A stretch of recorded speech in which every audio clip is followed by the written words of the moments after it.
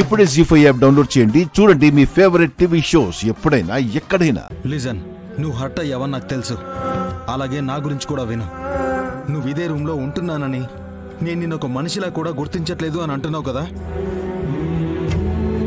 Yes, ఈ గదిలో నాతో పాటు ఇంకో మనిషి కూడా ఉంటుందని నువ్వు గుర్తు చేస్తే తప్ప నాకు గుర్తులేదు.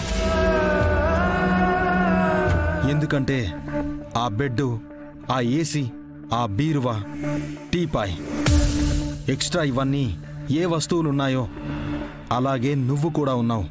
అంటే మీ దృష్టిలో ప్రాణం లేని ఆ వస్తువులు నేను ఒక్కటేనా? అవును. ఏ ఒక్క రోజు కూడా ఇద్దరు మనుషులు ఈ గదిలో ఉన్నారని అలాంటి ఫీలింగ్ నాకు కలగలేదు.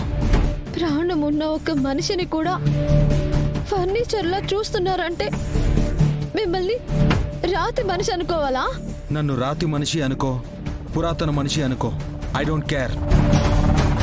నాకైతే నీతో కలిసి బ్రతకడం ఇష్టం లేదు. అలా అని నిన్ను బ్యాట్ చేయడం కూడా ఇష్టం లేదు. అలాంటప్పుడు నా మీద అంత పెద్ద నింద ఎందుకేశారు? తిప్పి తిప్పి మళ్ళీ అక్కడికి వస్తావేంటి? అది నేను వెయ్యలేదు అని ఎన్నిసార్లు చెప్పాలి? అయిందేదో అయిపోయింది. అవమానమైంది నాకు, మీ కాదు. అయితే నన్నేం చేయమంటావు? నీ కాళ్ళు పట్టుకుని సారీ చెప్పాలా? మాట్లాడకండి. మిమ్మల్ని కొట్టాలనిపిస్తోంది. కొట్టు. ఆ వంకతో అయినా కోర్టుకెళ్తాను. మీరు మారరా? ఇంతేనా? అవును. ఈ గొడవలేవి వద్దనే మ్యూచువల్గా విడిపోదామని చాలాసార్లు చెప్పాను. నా మాట వింటే కదా ఇక్కడ దాకా తీసుకొచ్చావు. ఇప్పుడు నింద పడిందని ఏడుస్తున్నావు. అవును, పాపిష్టి దాన్ని. ఏం చేస్తా?